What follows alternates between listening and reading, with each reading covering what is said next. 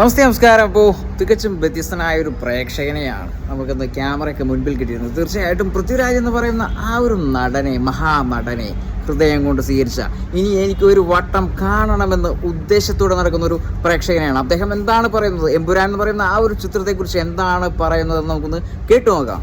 സിനിമയും അടിപൊളി ഇഷ്ടപ്പെട്ടായിരുന്നു.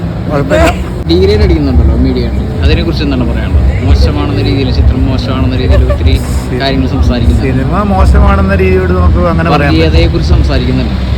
പൊതുവെ പറയുമ്പോൾ നമ്മുടെ ഒരു ആവിഷ്കാര സ്വാതന്ത്ര്യം എല്ലാവർക്കും ഉണ്ടല്ലോ, കലാകാരന്മാർ. ശരിക്കും ഈ ഒരു സിനിമയായിട്ട് എടുത്താൽ മതി അല്ലേ? അത് അങ്ങനെ കരുതിയാൽ മതി, വേറെ കുഴപ്പമൊന്നുമില്ല. പിന്നെ ഓരോരുത്തരും പറയുമ്പോഴും വളരെ.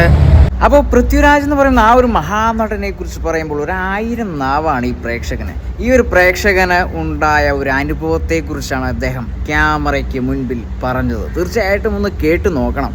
താഴ്മയിൽ ഇപ്പോൾ എനിക്ക് പൃഥ്വിരാജിനെ കുറിച്ച് എനിക്ക് സംസാരിക്കുമ്പോൾ പണ്ട് പറ്റിയൊരു അബദ്ധം ഓർക്കുക. അതായത് ഞാൻ ഒരു പ്രത്യേക തൊഴിലാളികളുമായിട്ട് ഒരു സ്ഥലത്തുനിന്ന് വരുമ്പോൾ പൃഥ്വിരാജും നമ്മുടെ ഒരു കഥകളി നടനും കൂടി ഒരു സ്ഥലത്ത് സാധാരണ ഒരു ഹോട്ടലിൽ നിന്ന് ഭക്ഷണം കഴിക്കും. ഞങ്ങൾ സാധാരണ കയറുന്ന സ്ഥലത്താണ്. അന്ന് കൃത്യം ഷൂട്ട് കഴിഞ്ഞ് വരുന്ന സമയത്ത്, കൃത്യം എന്ന് പറയുന്ന ആ ഒരു ചിത്രം ഷൂട്ട് കഴിഞ്ഞിട്ട് എന്നാണ് പറഞ്ഞിരിക്കുന്നത്. അപ്പോൾ എത്ര വർഷത്തോളം ആയിട്ടുണ്ട്? എന്തായാലും ഒത്തിരി വർഷത്തെ പഴക്കമുള്ള ഈ ഒരു ചെറിയ സ്റ്റോറി എന്താണെന്ന് നമുക്കൊന്ന് കേട്ടു നോക്കാം. എനിക്ക് ഈ മറ്റേ പഴയ കാരണവരായിട്ടുള്ള ആളെ കണ്ട് ഞാൻ വിഷ് ചെയ്ത് സംസാരിച്ചു. പക്ഷേ ഈ പുള്ളി എന്നോട് ഹലോ വെച്ചിട്ട് പോലും തിരിച്ചു പറയാൻ പറ്റിയില്ല. അദ്ദേഹം സംസാരിച്ചില്ലെന്നാണ് പറയുന്നത്. അല്ലല്ല, ഇദ്ദേഹത്തിന് നമുക്ക് ആ ഒരു ബുദ്ധിമുട്ട് ഇപ്പോഴും മനസ്സിലുണ്ട്. നേരിൽ കണ്ടു കഴിഞ്ഞാൽ ആ ഒരു വിഷയം തുറന്നു പറയും. തീർച്ചയായും. അപ്പോൾ ഇത്രയും വർഗീയത പുലമ്പിക്കൊണ്ടിരിക്കുന്ന ഈ ഒരു ഘട്ടത്തിലും ഈ ഒരു ചിത്രം ഹൃദയത്തോട് ചേർത്ത് വെച്ച പൃഥ്വിരാജിനെ ഒരു തവണ എനിക്ക് നേരിൽ കാണുമ്പോൾ ഒരു ഹായ് അല്ലെങ്കിൽ ഒരു നമസ്കാരം പറയണമെന്ന് പറയുന്ന ഈ ഒരു വാക്കിന് വളരെയധികം മൂല്യതയാണുള്ളത്. തീർച്ചയായിട്ടും പൃഥ്വിരാജ് എന്ന് പറയുന്ന മഹാനടൻ ഇത് കാണുകയാണെങ്കിൽ ഒരു കമൻറ്റ് പ്രതീക്ഷിക്കുന്നുണ്ട്. തീർച്ചയായിട്ടും കമൻറ്റ് ഇടുമെന്നുള്ള ഒരു പ്രതീക്ഷയോടെ വീണ്ടും വീഡിയോയിലേക്ക്.